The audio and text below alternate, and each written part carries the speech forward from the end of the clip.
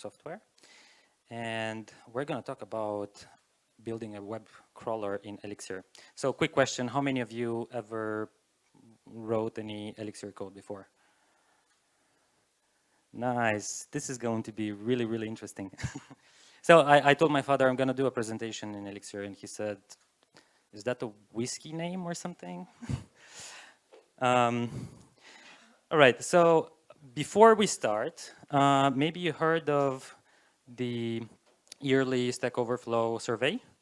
I don't know if you noticed, but the results are out, and we have some interesting stuff to show you. By the way, how many of you heard of Elixir? Okay, that's better.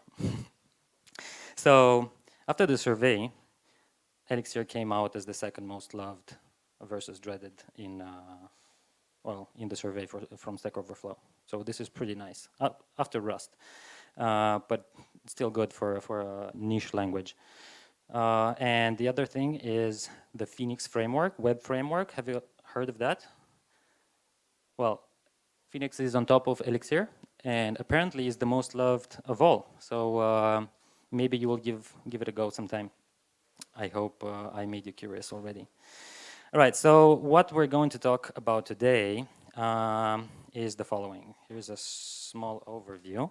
I'm going to present a problem that we had from a customer where he wanted some quick MVP, and we had to build this crawler.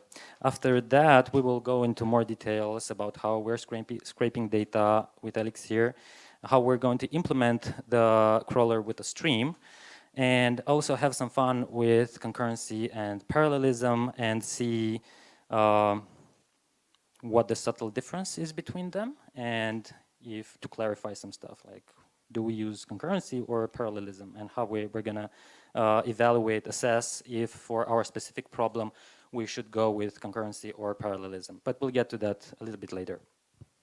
All right, so let's get to it. So some time ago, a year and a half ago or so, one of our clients came to us and said, well, I want to build this MVP, but I need a lot of data, and I don't have the data. I talked to the guys who have the data, but they don't have a public API. So you'll have to build a web scraper and get all that data for us. So what we had to do is basically go to the website and scan the entire website for products and take the UPC, which the UPC is the barcode for a product. It's uniquely, each product is uniquely identified by that code. So what we have here, what we're going to use, because we'll try to do ethical web scraping, right? Whenever you want to web scrape a website, you should check for a file, special file called robots.txt, I think. And you have some rules there with things that you can scrape and stuff that you cannot, or cannot. Should not. Right, so here's a website that's specifically designed for our purpose, to learn how to scrape. So what we have here is a website with books, and we have this main page which has some products, and what we want to do is to go on each page that has a book and take this, not sure if you see, but there's a UPC. So this is the thing that we're going to try to retrieve from the website. So we're looking at several things here. We want to get all the data, but we want our solution to be as generic as possible. The reason for that is because our client had several websites that he wanted to scrape, and we couldn't implement for each of them something really, really tied to the specific structure. So we're gonna create a crawler, give it just the root URL, and then let it do a lot of work in the background and create a web like the spider. Hence the name, crawler. Okay, so what do we have here? We have a page, and we want to make a lot of requests for each URL that we have. We're going to make a request, and we're going to get the HTML code, and we're going to search in the DOM. The DOM is the representation of the HTML, and find the element that contains the UPC, right? And for those who never used inspect, here's the time. Right, so here we are, right? We have this interesting structure here. I can't zoom in the inspector, but what we want to do is to go to this table, right? It's a table. We're going to go to the first row because we know it contains that UPC, and we're going to get that UPC. Sounds easy, right? Okay, so it's a little bit late, and I'm pretty sure you're already tired. We're going to do a lot of copy pasting today. It's going to be faster. All right, so here we go. This is Elixir. I'm not going to go into too many details on how things are structured, but basically we have a module that has a set of functions, right? We're going to run some functions. Elixir is a functional programming language, and it's not OOP. We have functions, and that's the way we're going to write everything here. It's pretty nice. So I said that we want to have a solution, a generic solution, right? So what we're looking at is to have something like, can you see?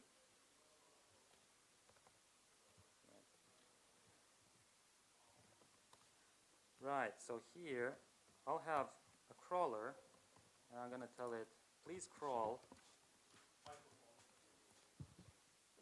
We're going to say, please crawl on this whatever website, right, books.com. And we're going to give it a function that will be our specific thing that we want to get from each page. That's it. So the magic, the crawl function will do all the magic for crawling, getting each URL, getting the next ones, making sure that there are no cycles and things like that. All right, so let's get to it, right? I'm gonna drag this down a little bit. Please tell me if you see. Yeah, it's fine. Okay, so we're gonna write a function that will scrape a page. We're gonna give it a URL, and we're gonna provide the function that will actually scrape the data. So here's some stuff that we want to understand in Elixir. Elixir is really nice with pattern matching. Basically everything that you write, you want to write with as much pattern matching as possible. So here's what I mean by that. In Java, for instance, you would have something like, you have an object, right? HTTP client that will provide you a function for getting some page.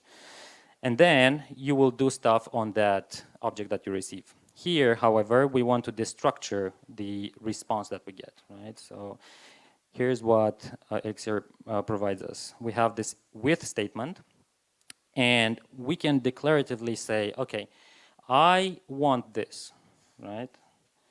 And I'm expecting this structure from this structure, where we have this atom, it's called an atom, and this is like a constant, if you like. And this is the actual HTTP client that will retrieve the data from the website. And if this will return something that looks like this, right, which is a response with a 200 HTTP code, then we're good to go. We have the body for that page, and we can work with it. If this is not true, meaning we don't get an OK, we get something else, we will go on the else page, and we're going to match against this thing, right? We have an error. So we should know that HTTP poison get either returns an OK with something or an error with something, right? And this is pretty nice because you can use this to chain different steps in your algorithm, and it's pretty transparent on what it does. So this is for getting the page. And the next thing that we want to do is to get that body, parse it to something that will retrieve will get a string, a huge string, right? Text data. And we want to parse it to make Elixir understand how to identify elements in it.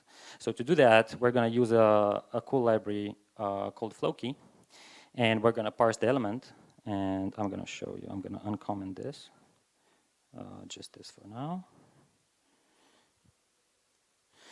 Right, and here we get the body from the previous step, right, and pass it to Floki to parse the document, right? And this will also return either an OK or an error, like so, right? So now we have almost everything for scraping a page, except the scraping itself. So we get the page, we parse the document, and now we're ready to query the elements in that page, right? So here's what we're going to do. Because we're building a crawler, we want to get a page and retrieve all the URLs from that page and pass it on to whatever will have to use them to do the same process again, kind of recursively. Right? So what we're going to do, we're going to say, okay, I want some new URLs because I have one, and I want the new ones from the page that I just parsed. I want to find all the anchors, and then I want to get the attribute, the hyperlink reference. This is the link. So if we look closely at how each link is structured here, basically on any page, you have an anchor, which is the element for a link, and you have an attribute for an href for that page, right? So this is the way we're going to retrieve everything. Now, there is a problem. By the way, you might have noticed that this looks like a CSS selector. If you did web development, you know that in CSS you have a special way of applying classes to elements in the DOM file. So this uses the same syntax, so, which is pretty nice because you don't have to learn a lot of new stuff. Now there is a problem. When we will get all the data, if you can see this part, this href has a link, but it's not the absolute path, right? It's just the partial path. Now the browser understands this, and it knows to merge whatever you put here with the parent URL. And for us to do that, we will use a nice tool from Elixir that will do just that, right? So we're going to have that absolute URL corrected. Because otherwise we would try to go to this URL just like that. So copy, it's going to just give us, no, not that. Just a second. So copy element. Oh, never mind. So it's going to be just that. Like that. But this doesn't exist, right? It's going to Google it. So it needs the HTTP, the 3 Ws, and the rest of the address. So we solved that, right? So that's nice. Now the next thing is, we know that we provide a list of URLs at some point. We're going to give it a list of URLs, and we want to get a list of URLs for each URL, because we have multiple URLs for each page. It's not one-to-one. It's like you have a list of URLs, and then you map it to a list of lists, basically. So we want to make sure, because Floki, so this is the thing about Floki, if you don't find anything, it doesn't retrieve a list, but just a single element. And we want to make sure that this will always return a list. It will help us down the road. Now, the next thing is we want to retrieve a tuple of things. So that tuple of things will be the new URLs that we want to scrape, right, to go forward with creating that web. And the other thing will be all the data that we found useful for us in that particular page, right? So we run the scraping function that we provide here, right, here. And in case it finds a list of stuff, we want to just return the list, otherwise make it a list. So this is it. This is how we scrape a certain page. That's not so complicated. I'll be honest with you. Now, Elixir is not very friendly at the beginning. It's so different that it may blow you away. But after you go beyond that psychological threshold, you understand why it has so many benefits. Right? It's huge, it's very maintainable, it's very clear, and you get a lot of advantages that are hard to get with other languages. So now, where were we? We're scraping a page, and I want to show you one more thing, because this will also be very helpful down the road, is another function that will actually get a list of URLs that we want to scrape, and then make it a final list of URLs, right? So if we, let me go back. By the way, if you have questions, please raise your hand. I'll try to answer them. So here it is. We're on this page, right? We're gonna get this URL. If we go to this URL has a lot of other URLs, right? If we go to this one, it will have another set of URLs. And what we want to do is to get all of them and get all the URLs within each of them, and then to kind of combine them together in a nice structure. So that nice structure is going to be this, right? Each URL will return this, each scrape, a list of URLs, and then a list of items that are of interest to us. So basically the UPCs that we're looking for.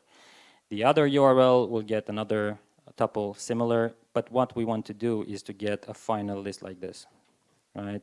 Just a tuple of lists, which is these things combined. So this is the magic function that does that, right? We have a list of URLs, and then we map it and reduce it to that final structure. Now, let's see where we were. Right, now we know how to scrape that. We have a problem, we know how to scrape the data in that page, and now we have to build a crawler. So we're gonna use a stream. Now, did any of you work with a stream? Like you work with lists, but there's also the option of stream. Did you ever touch a stream before? Maybe you heard of this eager versus lazy problem. The way I understand it, not sure if you're fans of Friends, but each time I try to remember how each of them work, I think of these two, right? A list of items, like an enumerable, is like, well, rows. They are always there. They cannot disappear, right? If you apply a function on an enumerable, it will always create another list. You can guarantee that. Whereas the lazy part, the stream, will only do that if something happens. If we tell it to do so, or if there's the need to do that, right? Hence, is there cake? That's the one thing that I always remember. Is there cake? That's a stream. Now, let me show you real quick how this works. In Elixir, there's a nice thing called range, but normally if you want a list, you'd say that, right? And if you want a million, you should type in each one of them, right? You have a list. But we also have something called a range, right? This is a range. You can see that it didn't type the list. It typed this. And in order to make it a real list, we're going to say, well, please put all these elements that you will generate step by step. So basically, a stream is also a generator. You can use it as that like that as well. So I want to put whatever elements you can generate into a list. So there we go. Right? And another thing that to prove this, what we can, yes. Yeah, sorry. Right. So another way to prove this is we have a stream, or rather, let's do this. So if we do this, for instance. By the way, this is the pipe operator. Maybe you know it from Bash, if you have the colon. Basically what it does, it takes the output from one function and provides it as the first parameter for the next function. So in this case, we have this list, and I want to inspect it. Yeah, it's hard to write code with one hand. Right, and what I'm gonna do next is say, I want to map this to something else, and that something else is gonna be, I don't know, let's make all these numbers squared, right? So I'm gonna say this, like that, right? Okay, so we typed this. This is a function. This is a list of elements. This is the final result. But if we were to transform this to something else, and by something else I mean, by the way, I can also do this.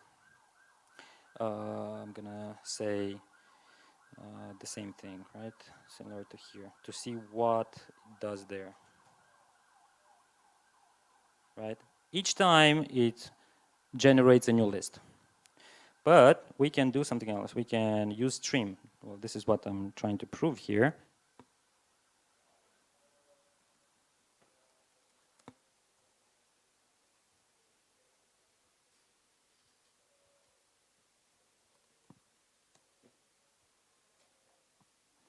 Right. We don't see any result yet. What we see, though, is a function, some sort of a structure, whatever. And it has a list of functions that it will apply for each element, right? And before getting to our result, to get to our final result, we will have to do the same thing as above. We have to consume. We have to trigger the stream to generate, to actually generate and apply all the functions, all the transformations that we asked it to do.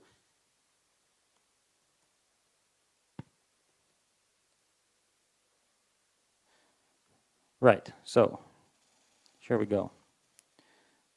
Right. Nice. So this is really important, because when you think of it, it doesn't always make sense to have all that information in memory. Like if you have millions of items, it doesn't really make sense to copy them all the time. You can go one by one, apply all the functions, and then get the final result. Now, what we're going to do, we're going to create, because this is something that Elixir provides, we're going to create a crawler using a stream by wrapping some sort of resource. In our case, the resource is the networking, right? We're going to try to teach a stream to get all the data from a website. So we have a nice function called stream resource, which does just that.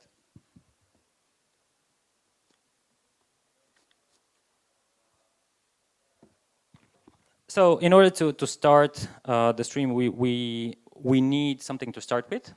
We need some sort of a trigger at the end to say, okay, I need to dispose of something when this finished. And we also need a next function, a function that will generate each item based on some knowledge that we already have. At first, the knowledge that we have is the initial data that we provide, but further on is the data that we will update or generate along the way after each step, right? So basically, we need this, and then we will have a next function, and then we're going to have an and or whatever. It's called an after, right? So the main part is going to happen in next. I'm not going to bore you with all the details here. I'm not going to write all the code, and I'm just going to copy paste it, because why not? So here it is. Actually, I'm going to copy paste it, all of it.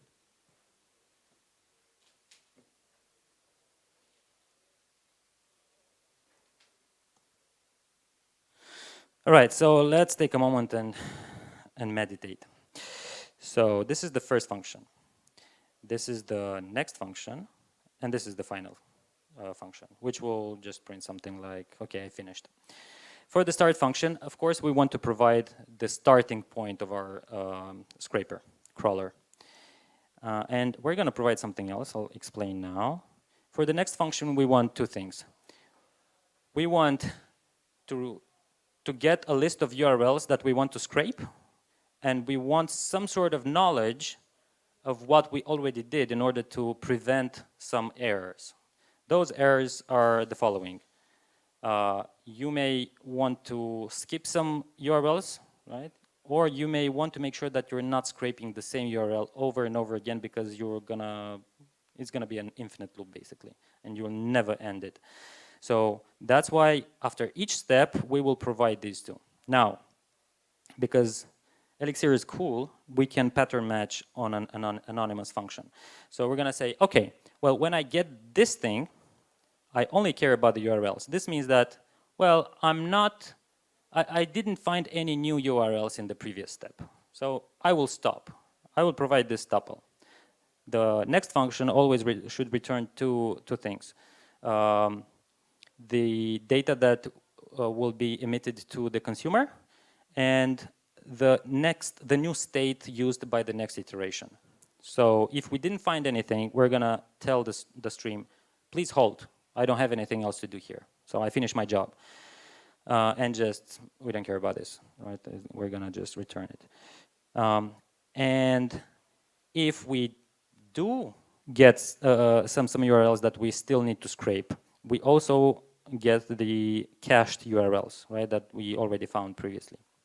So what we're doing here is basically apply the same thing for the new data, right? We're gonna scrape the new list of URLs and apply the scraper fund that we're providing function, and this is what it will return because we told it to return this, right? Now, in order to cleanse the new URLs, we're gonna use the pipe function and apply some transformations. So what we want to do, we want to make sure that we have a list, a flat list, right? Because we're gonna, if we provide a list of URLs, we're gonna get a list of lists, and we want to make sure that in the end we will have just a list of elements, not a flat thing. Afterwards, we want to make sure that we have unique values, and then we want to say, now this is interesting. Well, I don't want to scrape to start on Wikipedia and end up somewhere on Google or Amazon, right? I want to make sure that I stay within the limits of my host, of my domain, right? And to do this, we're gonna write a function. I already wrote it, it's down below here. And we're gonna match the starting URL with the new URL that we found, like that. Right? And this will make sure that if the first host is the same, is different from the second host, then we will say, yes, it's different.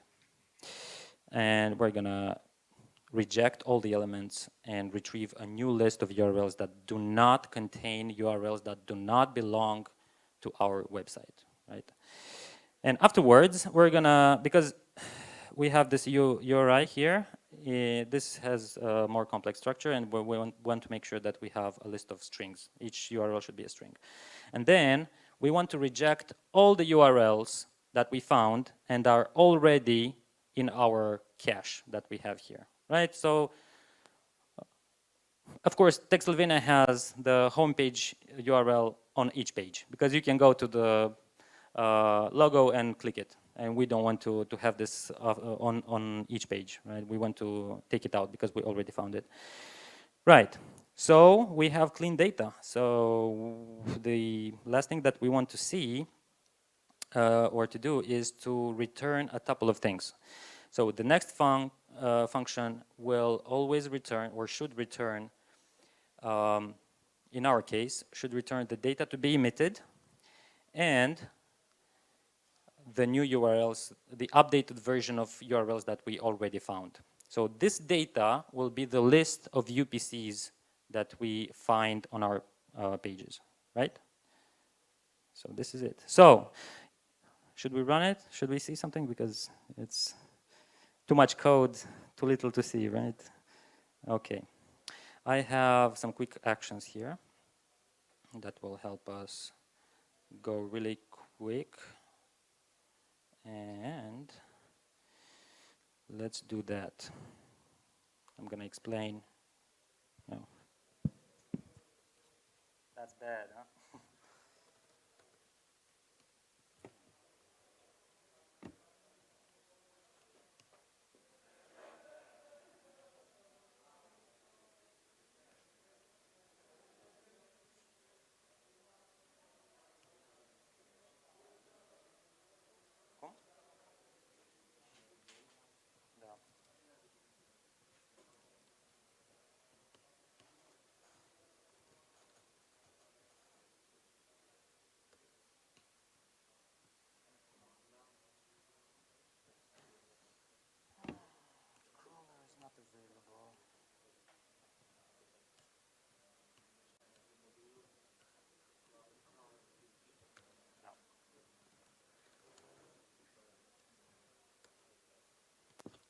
All right, here it goes.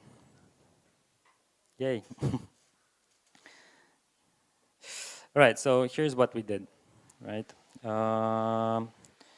We told it to crawl this website, and whenever it gets a document, we tell it, we say, please find the table on the page, get the first child, and then get the cell in that table. Because, so this is simplified, but we already know what the structure for this page is, for each book, right? And we're gonna oversimplifying here just for the sake of getting things done. So it's the table, the first child, which is the first row, and then we get the first cell, and we get the data from there.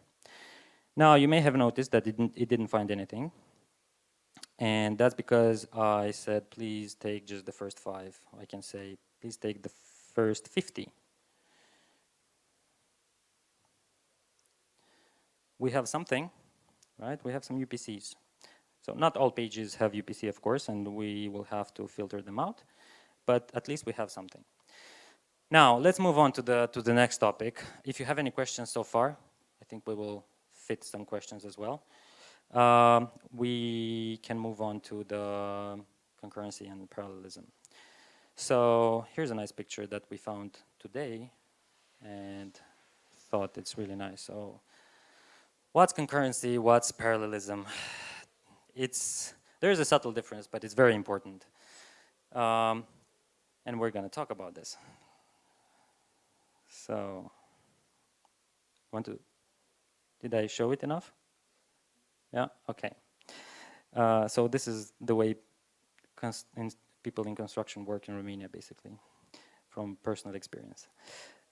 So what we're gonna do is we're gonna check something here. So we're gonna say, how are we going to test the concurrency and the parallelism? What means one and what means the other? When I started this, so this is the way we started the Elixir node, the environment that we're using to run our Elixir code. When I started this, I gave it this flag, right? There's the URL, and I gave it 12, right? That means it tells Elixir to start a new environment that will use all 12 CPUs that I have. By default, it will use all of them anyways, but I can specify how many to use.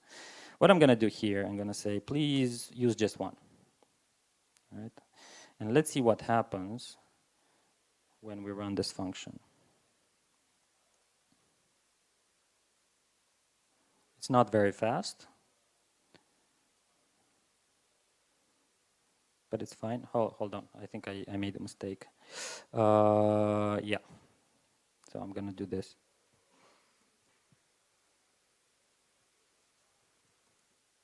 Right. Run it again.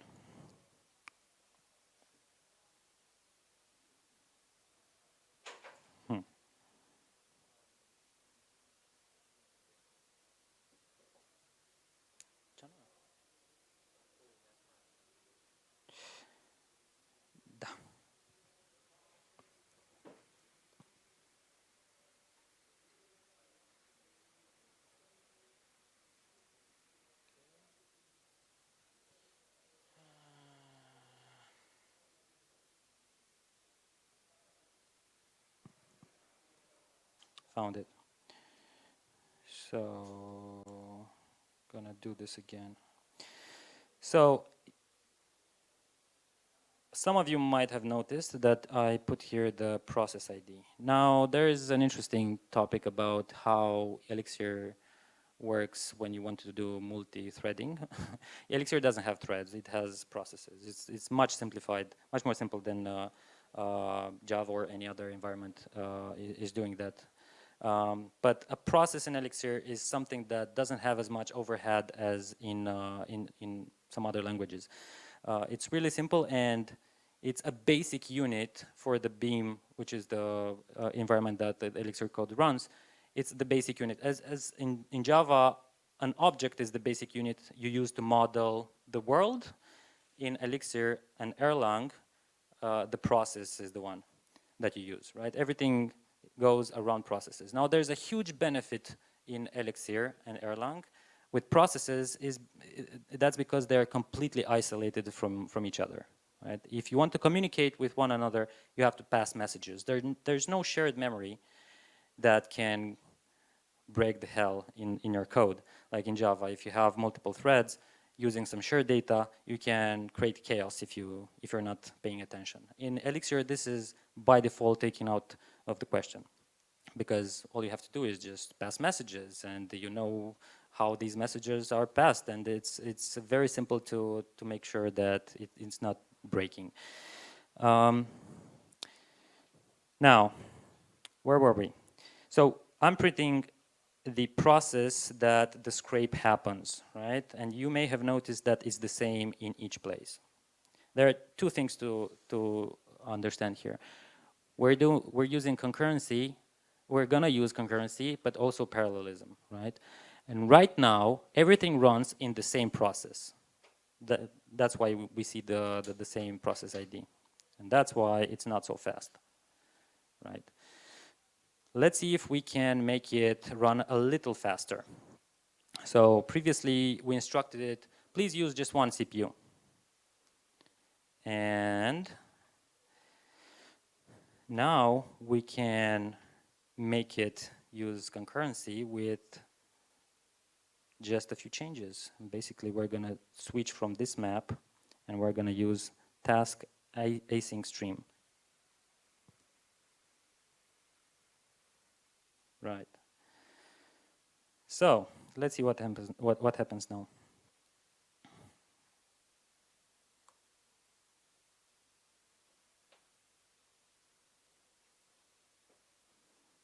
I think that's a little bit faster.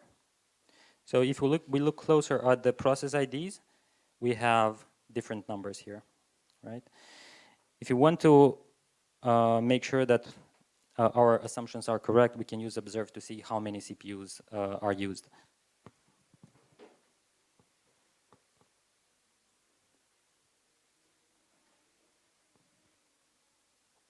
Right, so now we have 12 available, but we're using just one, right? So we're sure that we're using just one CPU.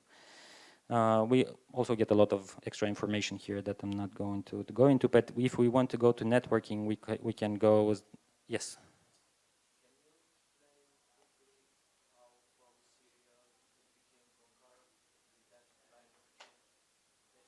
So the question is how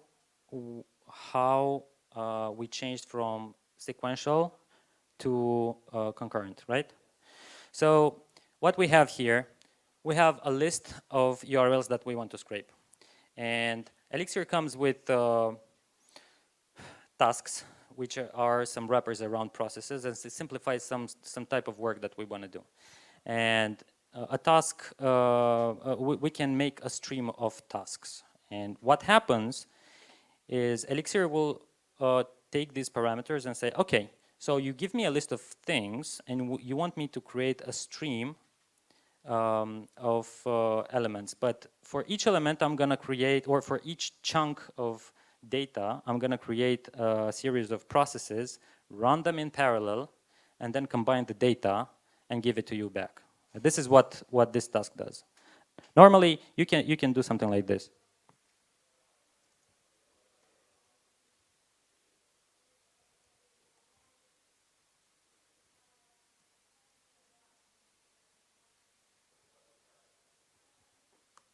So this is a task. And if we want to get the result from this task, we're going to use task await.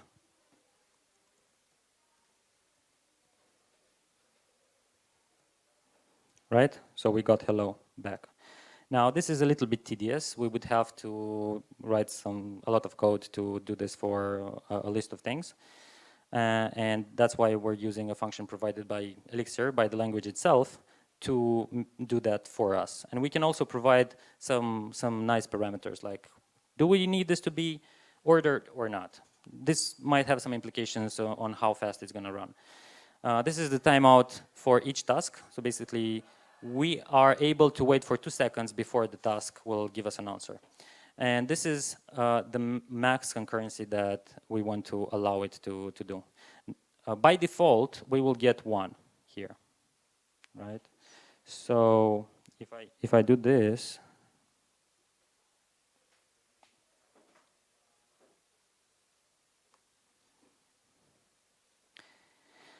it's going to create different processes for each element, but there's a problem. It's still slow, right? It's like we're not doing anything in parallel. That's because we told it to create a maximum of 1 process in parallel. So there's no concurrency, basically. But if we tell it to use 24, for instance, it's going to be much, much faster. Let's see if it finishes.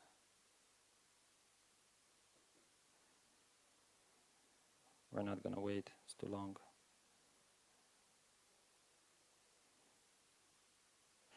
Right. So we're going to go back here.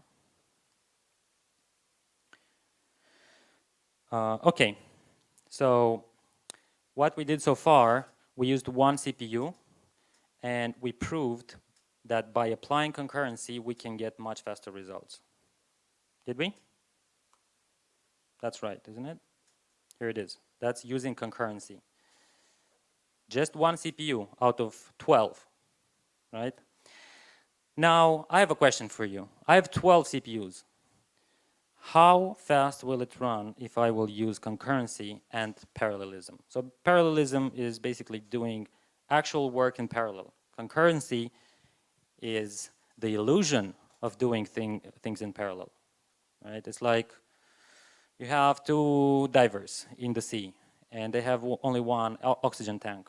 They have to get to the bottom of the sea. From outside, you'd say, oh, both of them are breathing well, right? They're getting to the bottom and they're coming back up. But by doing that, they're really struggling because they have only one oxygen tank and they have to pass it from one to the other. They can't do any heavy work. If you don't have enough oxygen, you can't, I don't know, lift things or anything like that because you'll use up your oxygen and you'll probably die. And you don't want to do that, right? It's the illusion of work, but it works in so many cases and particularly for us. Now, I give you a spoiler.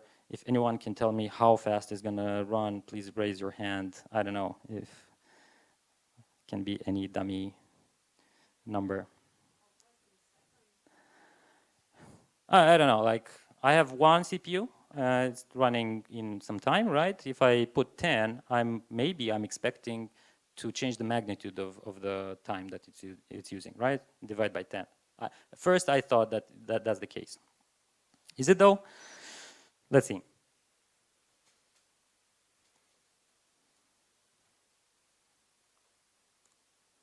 So now I started with 12 CPUs.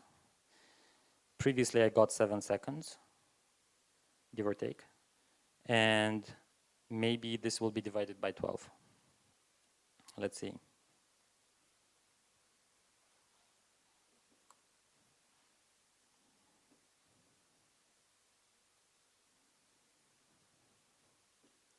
Nope. Right? Isn't this surprising?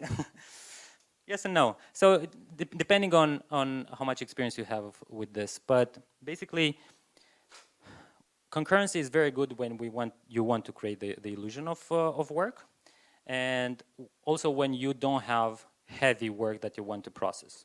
Like if you have a video game and you have to do a lot of math processing, their parallelism will be vital. But for concurrency, we would have to be very careful to implement in some special cases. Now, the problem here comes from the resource that we are trying to access. The resource that we're trying to access is the network, right? We're trying to get some response. The reason that it makes sense not to use parallelism here and to use concurrency to apply the concept of concurrency is that, well, I want to get something from the network, and then I'm gonna wait. I have nothing else to do, right? I have no idea how long it will take to get the response, but at the same time, it doesn't make sense to keep the CPU busy while I wait. So I'm gonna just yield. Please take it, whoever wants it, please take it and do some stuff of your own. So Elixir will create another process, do the same thing again, right? It's gonna request a web page. Until it gets it, it's gonna pass it on to some other process that needs it.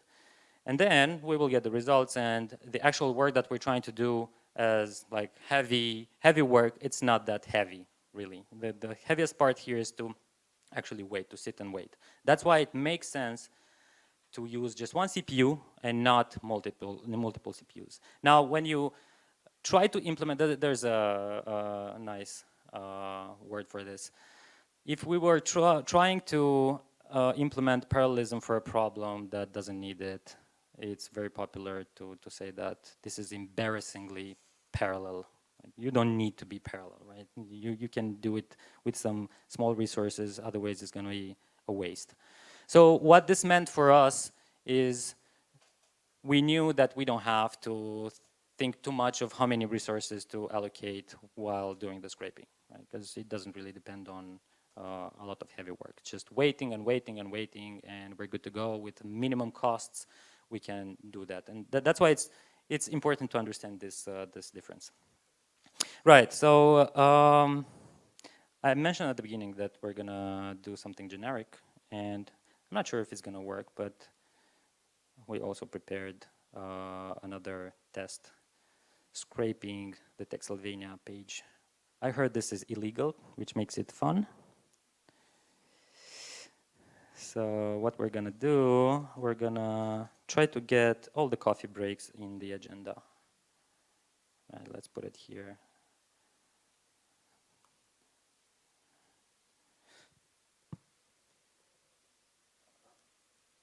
Almost.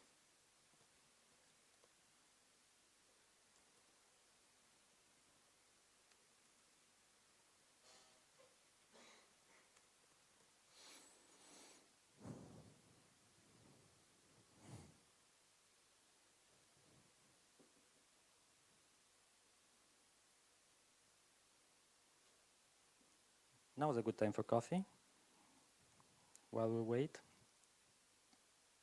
So what we did here is basically the same thing. We provided the root URL, and then we provided the function that does the actual scraping on each page. That's it. And we used the CSS selector and some transformations to get that. Here we go. We have 2 coffee breaks. All right, so this was pretty much it. What we did in this conversation, we discussed about what scraping is, how we can implement it with stream, what's the difference between a stream and an enumerable, and also the subtle but important difference between concurrency and parallelism and how that impacts our resources. Thank you very much, and if you have questions, we can talk about it afterwards. All right. Thank you very much.